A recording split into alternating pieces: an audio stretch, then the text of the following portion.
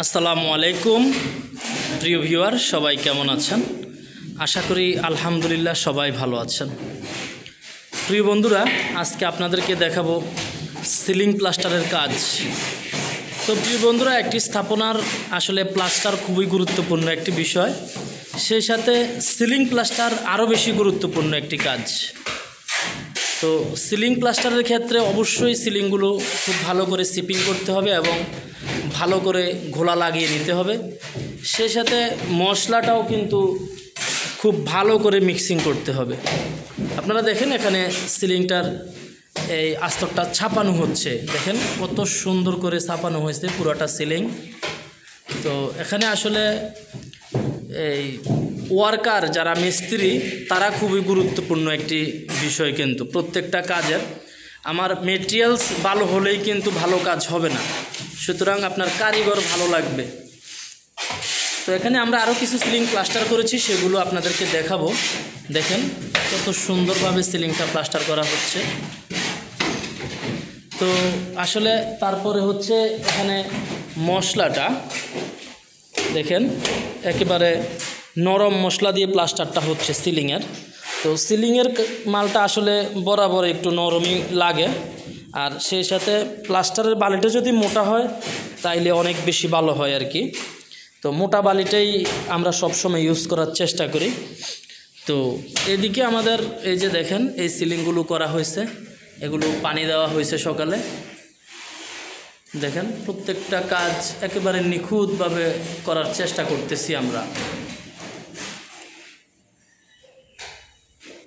দেখেন এই যে পয়েন্টগুলো, আসলে সিলিং প্লাস্টারের সময় পয়েন্টগুলো যদি সুন্দর করে রাখা হয় তাহলে কিন্তু সিলিংগুলো দেখতে ভালো লাগে ফ্যান হুক সহকারে। তো এটা আসলে করা হয়েছে আজ থেকে 2 দিন আগে। তো এভাবেই এই বিল্ডিংয়ের সিলিং প্লাস্টারগুলো চলছে। আর প্লাস্টারের আরেকটা কাজ হচ্ছে কিউরিং। একদিন পর থেকে আমাদেরকে কন্টিনিউ কিউরিংটা করতে হবে। কিউরিংটা যদি ভালো হয় তাহলে কিন্তু প্লাস্টারটা স্থায়িত্ব বাড়বে। প্লাস্টার যথা আপনার পুরা ভবনেরই কিন্তু স্থায়িত্ব বাড়বে কিউরিংটা যত বেশি ভালো হবে। দেখেন আমাদের প্রত্যেকটা সিলিং একেবারে নিখুঁতভাবে করা হয়েছে। আমরা আসলে ভালো কাজটা বুঝতে হলে এই কাজের কর্নারগুলো দেখতে হবে আমাদেরকে।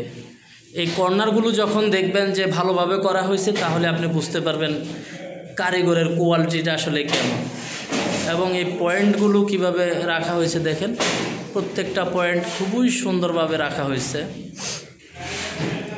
তো এটা হচ্ছে কারিগরের কাজ। আর কিউরিংটা হচ্ছে আসলে মালিক পক্ষ যদি কিউরিং করে অবশ্যই তাদেরকেও কিউরিংয়ের নিয়মটা বুঝিয়ে দিতে হবে, তারা যেন কন্টিনিউ কিউরিংটা সময় মতো করতে পারে। তো ফরাদ কিতা করে? ফরাদ কি সিলিং মিস্ত্রি? হ্যাঁ। আর সেই সাথে একটা জিনিস মাথায় রাখতে হবে, এইভাবে যখন প্লাস্টারটা সাফানো হবে তখন এইটার উপরেই যাতে পাট্টা মারা না হয়। এই যে এইভাবে প্লাস্টার এইভাবে মারার পরে কন্নি দিয়ে ঠিক এইভাবে চাইপা দিতে হবে। এই যে দেখেন পুরাটা সিলিং এইভাবে চাইপা নেওয়ার পর তারপরেই কিন্তু পাট্টা মারতে হবে। যদি এরকম পাট্টা মাইরা দেওয়া হয় তাইলে কিন্তু ভিতরে পোকা থাইকা যাবে, উপরে ফিনিশিং চলে আসবে। তো এটা আসলে কখনোই ভালো কাজ হবে না। ঠিক এইভাবে কিন্তু সিলিংয়ে কর্নি দিয়ে ভালো করে প্লাস্টার যেতে দিতে হবে।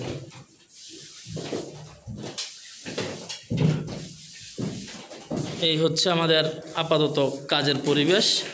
তো ইনশাল্লাহ সিলিং প্লাস্টার পরে আমরা বাইরে প্লাস্টার শুরু করব। তো সবাই ভালো থাকবেন, সুস্থ থাকবেন, দেখা হবে নতুন কোনো ভিডিওতে। আসসালামু আলাইকুম।